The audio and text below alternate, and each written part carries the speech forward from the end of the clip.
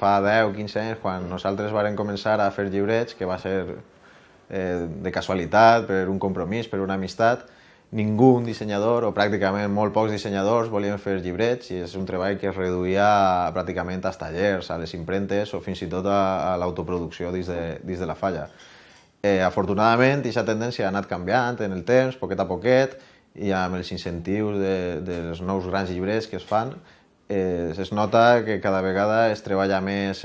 assumptes com tipografia, qualitat de les imatges, la maquetació en general. La tendència és anar aplicant disseny a les publicacions que es fan. Afortunadament, com dic,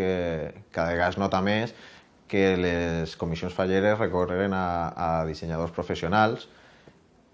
gent preparada, qualificada, i això està evitant presències excessives de Comic Sans, de marques d'aigua, de Times New Roman. Això es deixa a banda i ja es comença a fer disseny de deberes. A nosaltres, una de les coses que ens han criticat moltes vegades és, per exemple, que ens han dit que els nostres llibrets no pareixien llibrets, i ho diuen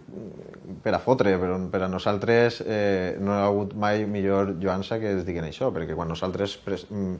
preparem una maquetació per a un llibret no pensem que n'hi hagi un estil de maquetació de llibret, sinó que apliquem el disseny que aplicaríem a qualsevol altre tipus de publicació, siga per escrit, escrita, etc.